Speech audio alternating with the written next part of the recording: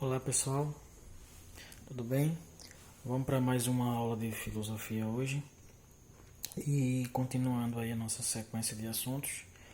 Hoje nós vamos falar sobre a filosofia da Renascença, que é o quarto período. O terceiro período nós vimos na aula passada, né? Que foi a filosofia helenística, a filosofia medieval, né?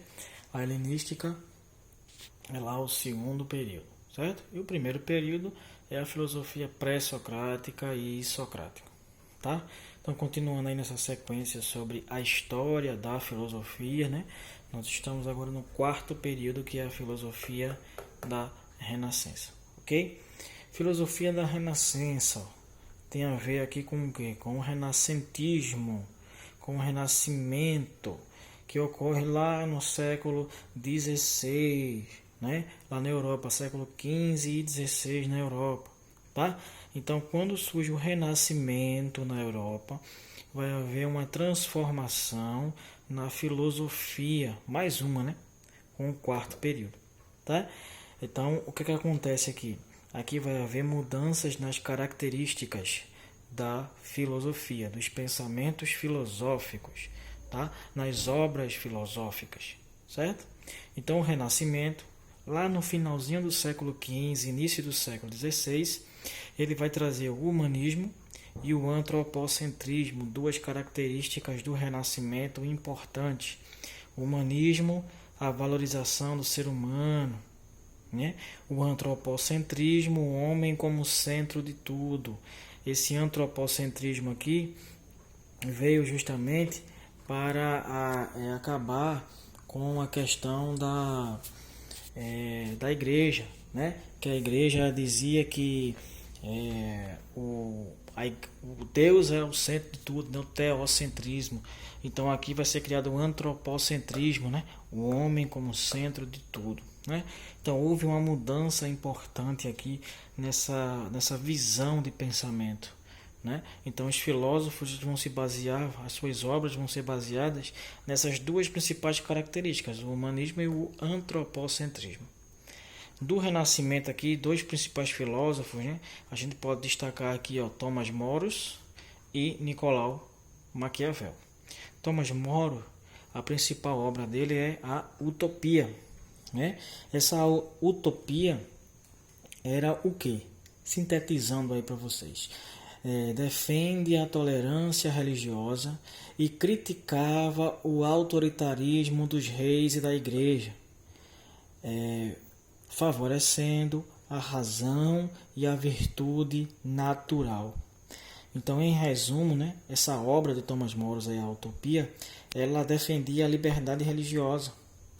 Ela criticava, né, a questão do autoritarismo dos reis e da igreja. E Nicolau Maquiavel, em sua obra chamada de O Príncipe, em síntese, ele criou uma obra que era basicamente aí um manual, né? Um guia de autoajuda aos governantes, né? Explicando passo a passo a melhor maneira de manter-se no poder, certo? Então, Thomas More, na Utopia, ele criticava o autoritarismo dos reis da igreja, defendendo uma liberdade religiosa. E Nicolau Maquiavel, em O Príncipe, ele ensinava passo a passo os governos a se manter no poder, né? Era uma espécie de autoajuda, tá? Depois veio as grandes navegações, já finalzinho do século XV, início do século XVI, também, na mesma época aqui, ó. Então as grandes navegações vai trazer a descoberta do novo mundo, né? Vamos descobrir a América, por exemplo.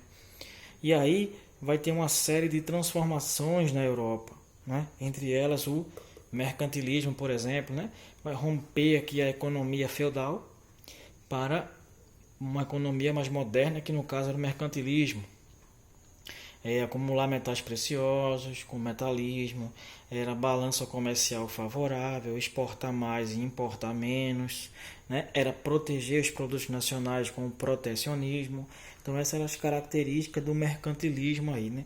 Então aqui vai ter uma mudança de mentalidade. Eles vão descobrir novas culturas, vão descobrir aí novas terras, né, que não imaginavam que existissem, e muito menos aí essas civilizações aí com os astecas, os incas, os maias, né, por exemplo, né? Então eles vão mudar também agora aqui muitos conceitos em relação à forma de ver o ser humano, né? A forma de ver a cultura, porque eles vão se deparar com culturas mais novas, culturas ainda não exploradas, tá? No século XVI vem a Reforma Protestante, lá com Martinho Lutero, né? Então vai ter uma série de transformações aqui na questão religiosa. Novas religiões vão surgir, como por exemplo o protestantismo, né? O luteranismo, o calvinismo, o anglicanismo, né? Calvinismo lá na Suécia, na França, o anglicanismo na Inglaterra, o protestantismo aí, né, que vai levar a igreja luterana, né, formação da igreja luterana lá na Alemanha. Então aqui vai haver uma mudança também de pensamento, porque esse autoritarismo da igreja que Thomas More criticava, né, vai começar a cair com a reforma protestante, porque novas religiões vão ser criadas e o poder da igreja começa a ser colocado em xeque, certo? E para fechar aí, no século XVII, a Revolução Científica. Essa Revolução Científica que está ligado aqui, ó, ao Renascimento, tá? Essa Revolução Científica ela está ligada diretamente ao Renascimento. Devido ao Renascimento é que vai chegar nessas revoluções científicas, né, que vai trazer novos cientistas como Nicolau Copérnico, Galileu Galilei e Isaac Newton. Eles vão ser importantes por quê? Porque eles vão ajudar também aqui a quebrar o poder da igreja, não é? Então aquele poder que a igreja durante o feudalismo tinha começa a ser quebrado desde o Renascimento. Começa com o Renascimento, continua com as grandes navegações, aumenta, se intensifica com a reforma protestante e vai se consolidar com a Revolução Científica, porque aqui vai haver provas de que a igreja estava mentindo. Nicolau Copérnico, por exemplo, ele vai criar a teoria heliocêntrica.